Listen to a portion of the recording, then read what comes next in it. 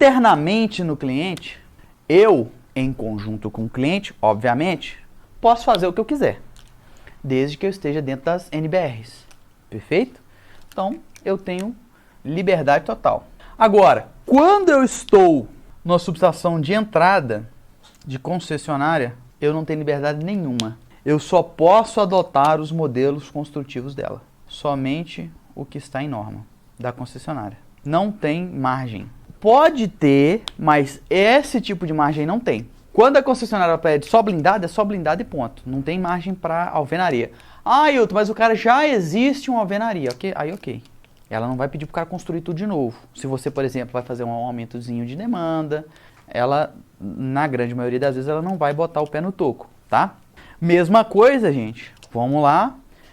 Eu falei para vocês que eu tenho a subestação aérea ou a subestação abrigada, que pode se manifestar em diferentes tipos. Agora, nem sempre eu vou poder utilizar. Vou te dar um exemplo. Na CEMIG, desde 2015 ou 16, não existe mais subestação aérea. Pô, Hilton, então eu não posso ter esse tipo de proteção aqui na CEMIG? Posso sim. Apesar dessa subestação aqui ser aérea, com essa proteção, eu posso ter isso aqui também abrigado. Como que isso fica? No caso de concessionária, vai ficar da seguinte maneira. Ó. Vou exemplificar com a alvenaria, que a alvenaria é mais fácil de enxergar. Então, no caso de concessionária, eu vou ter o cabo, que ele vai chegar via eletroduto, ok? Na subestação, tranquilo? Ele vai ancorar aqui via mufla e aqui vai passar para barramento. E aí a concessionária vai colocar o quê? Medição. TC, TP. Beleza? Passou aqui, seguiu para frente. Aqui eu vou ter o transformador, uma subestação lá. Vai descer o barramento. E aí vai descer o cabo de baixa tensão. Aqui parede, tudo fechado, né? E dentro da subestação eu vou ter um painel de baixa tensão, que eu vou ter o disjuntor aqui, ó, de baixa tensão geral. Então o que a concessionária, a CEMIG fez? O que a CEMIG fez? Vocês entendem que na subestação aérea, o que eu tinha? Fusível no poste, passa a média tensão, entra no transformador, sai em baixa tensão, desce para a mureta.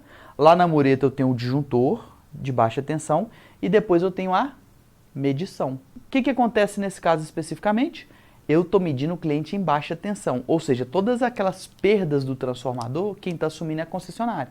Apesar que a concessionária tem um fator que ela coloca na conta de energia dela, para dar uma compensada nessas perdas, tanto é que a concessionária ela pede laudo do transformador quando é subestação aérea, sempre. A brigada também pede, mas ela pede laudo do transformador. Por quê? Porque ela quer ver as perdas em vazio do transformador e as perdas em carga. Por quê? Ela vai compensar isso de certa maneira. Só que o transformador, à medida que o tempo vai passando, essas perdas dele vão aumentando por N motivos, né?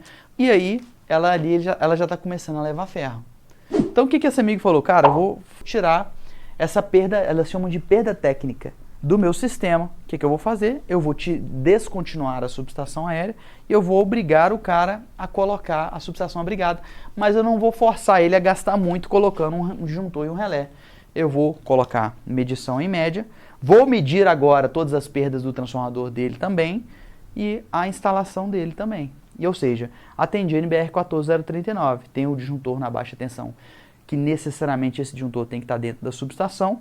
E cadê o fusível? Continua lá no poste, no ponto de derivação, para o cliente. Bacana? Continua lá no poste. E aí, resolvido o problema. Então, essa configuração aqui, eu posso ter ela também em abrigado, né? Ou seja, isso daqui, gente, pode ser replicado para blindado, para compacto.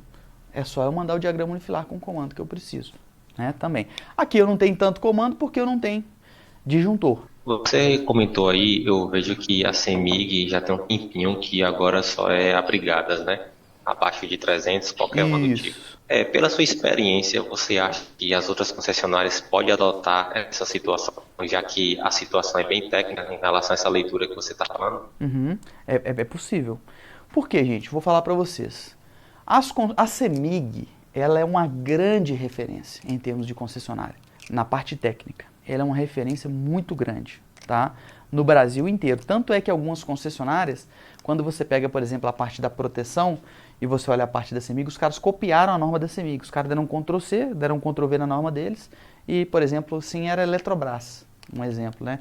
A Amazonas Energia, se não me engano, também é a mesma coisa. Então os caras copiaram. Então ela é uma referência muito grande técnica no Brasil inteiro. Os movimentos que a CEMIG faz, as concessionárias tendem a acompanhar, né? CEMIG, CPFL. Eu não acredito que esse movimento dessa brigada talvez acompanhe tanto. Por quê? Está vindo um movimento muito mais forte que esse, que é o que aconteceu com a CEMIG agora, que a partir do mês 7, era janeiro de 23. Só que agora a partir do mês 7 deste ano, era janeiro de 23, agora passou para julho. Todos os projetos, ela extinguiu a alvenaria, ela está igual a Enel, só pode blindada. Blindada para compacta para lá. Então ela extinguiu, não existe mais alvenaria na CEMIG a partir do mês 7. Até essa de 300 aqui, que eu te dei o exemplo, ela também não vai poder ser de alvenaria, vai ser blindada também. No caso, só a parte de média tensão, né? Não precisa ser os três, né? Exatamente. Média, proteção e transformação. Isso. Porque isso é mais caro, né? Se for os três. Caro. Não faz sentido tanto, tá? Então o que acontece? Esse é um movimento que eu acredito que outras concessionárias vão adotar sim. Para a concessionária, a blindada é extremamente vantajoso. Por quê? Está escrita na norma de 100% das concessionárias que o cliente é obrigado a fazer a manutenção da subestação. Muitas das vezes, ele inclusive, é uma das notas obrigatórias de projeto que ele tem que colocar lá.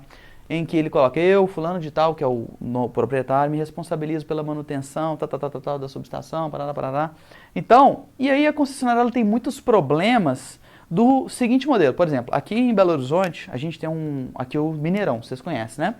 Só que a gente tem também um Mineirinho, que é o sobrinho dele lá, primo, que acontece em alguns eventos. Esse Mineirinho ele foi desativado, e aí agora ele está sendo reativado, parece que foi pela licitação, alguma coisa assim, e a CEMIG fica mandando gente lá direto. Por exemplo, os caras querem energizar, aí a CEMIG vai, cheio de problema na subestação antiga deles de alvenaria, Ou seja, gera muito custo para a concessionária essas subestações. Então ela prefere colocar uma blindada, que é muito menos dor de cabeça em termos de aprovação de projeto.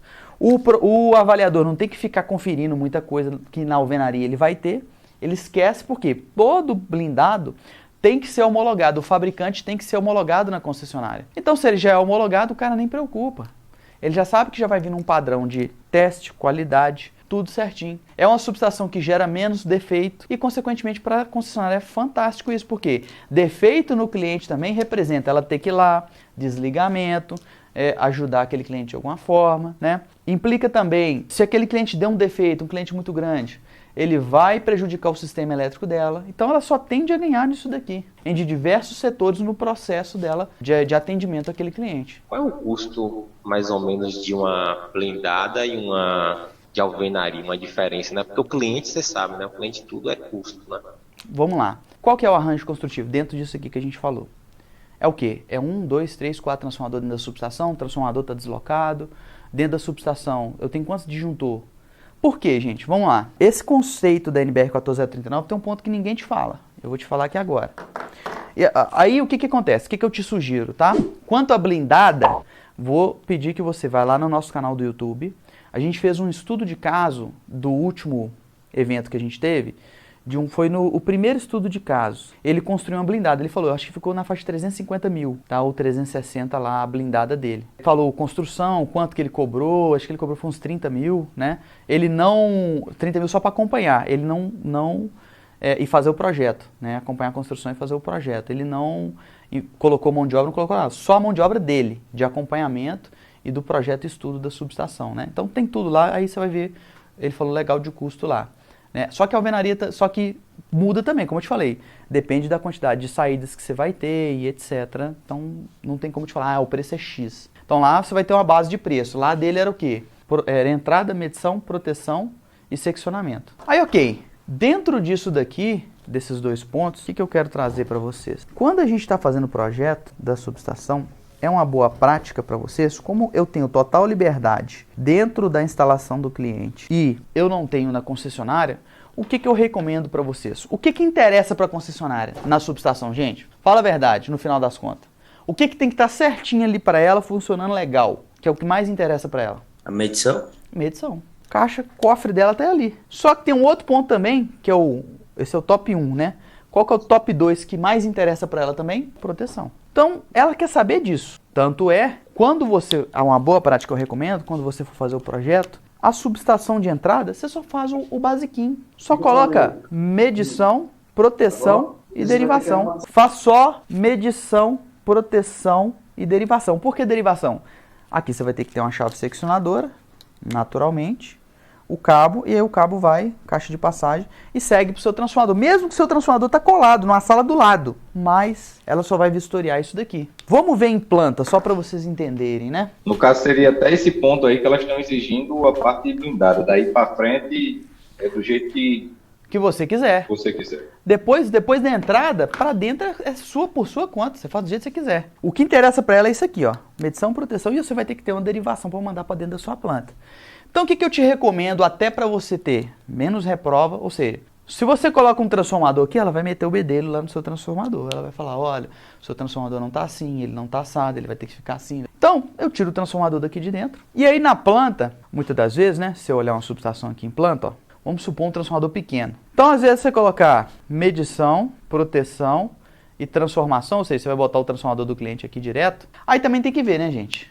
Talvez não faça sentido. Se for um transformador pequeno só, não faz sentido você tirar ele para fora da subestação. Mas você faz um macetinho, que é o seguinte. Você vai fazer medição, proteção, você vai fechar essa parede aqui, ó. O que ela vai vistoriar? Essa sala. Esse é o que interessa para ela. Você pode fazer isso aqui, ó. Só medição e proteção. Você não precisa nem ter uma derivação, ó. Nem precisa. O transformador pode ficar colado, igual eu falei com vocês.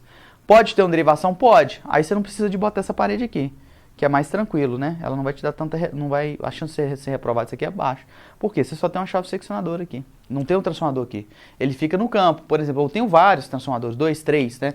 Eu tenho um de 300, 2 de 500. Os 2 de 500 até ficaria aqui dentro, mas não, eu vou separar eles por parede. O 300 vai para o escritório, por exemplo, fica aéreo, né, numa rede aérea. Coloca medição e proteção, o resto não interessa. Separa. Blindado? Tem blindado que é só medição e proteção. O fabricante faz para você. E aí você consegue uma economia e ganha uma flexibilidade também. Ah, quero tudo blindado. Bota tudo blindado. A grande proposta, gente, principalmente aqui na parte de projetos, é eu dar para você um leque. Um leque de soluções que você pode oferecer para o seu cliente. E aí lá na hora, claro, você tem que saber as soluções que você pode dar. E aí, com base nisso e conversando com o que o seu cliente quer em termos de investimento no curto e longo prazo, chegar na melhor solução para ele. Então você tem que estar a todo momento vendo o que eu sou obrigado, o que eu não sou obrigado, mas obrigado, claro, por NBRs, né? E como que eu vou tornar isso o mais... E aí eu falo para vocês que sempre que você estiver fazendo a subestação, você tem que sempre pensar, para eu construir isso aqui, vai ser mais ou menos trabalho. Para eu operar isso daqui, vai ser mais ou menos trabalho. Para eu dar manutenção nisso daqui, vai ser mais ou menos trabalho. E para eu manter esse sistema seguro, que é muito importante também, segurança. A segurança é inegociável. Independente de mais ou menos trabalho, você tem que prezar sempre mais segurança, né?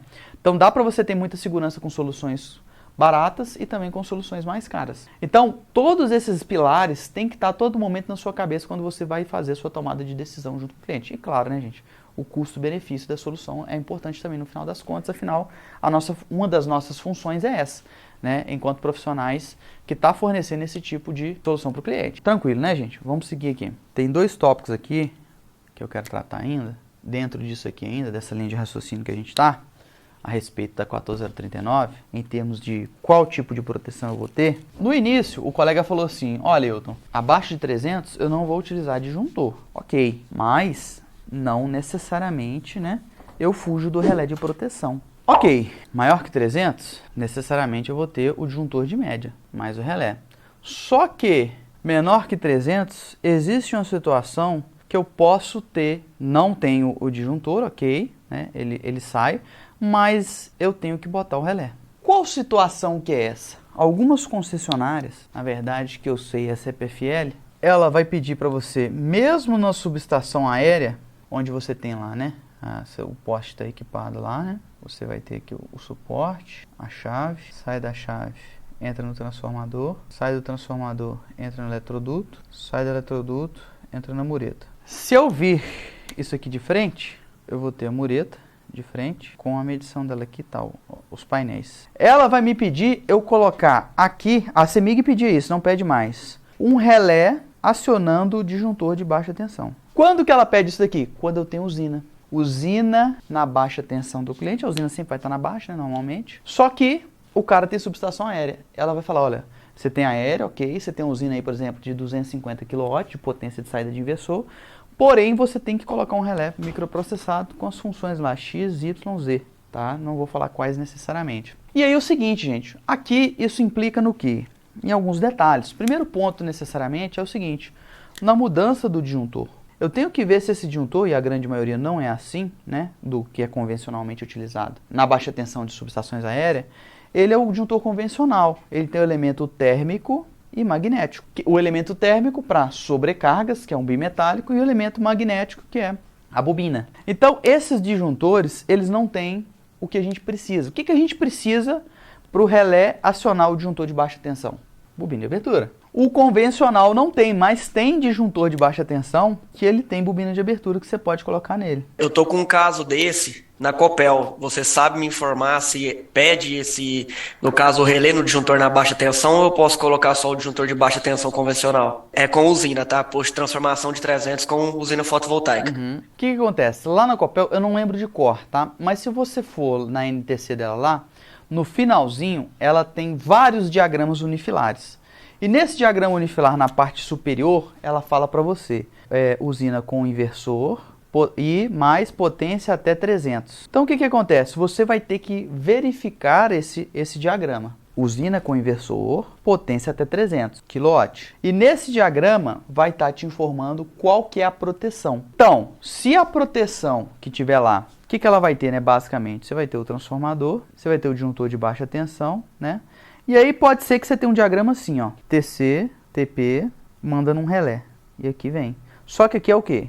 Gerador a gás, por exemplo. Turbina, tá? Turbogerador. Aí turbogerador não tem jeito. Todas as concessionárias vão pedir proteção. Agora, quando você tem a usina, muitas das vezes ela não vai colocar isso aqui, TC e TP relé não. Ela vai deixar a proteção para o próprio inversor. Ela fala aqui, ó. Proteção no inversor. Ela vai falar as proteções lá que o próprio inversor vai exercer. Agora, se ela tiver aqui TC, TP e um relé, ela vai te pedir. E aí, no caso da Copel, ela tem uma série de posições que você pode botar esse camarada aqui. Aí vai depender qual que é a sua situação específica. Ela deixa você ter um disjuntor geral só da usina, que esse relé vai bater só na usina, ou então esse relé vai bater no disjuntor geral, o de baixa tensão que fica na mureta mesmo. Então eu vou olhar o diagrama certinho lá para você e eu te mando aí e te explico, beleza?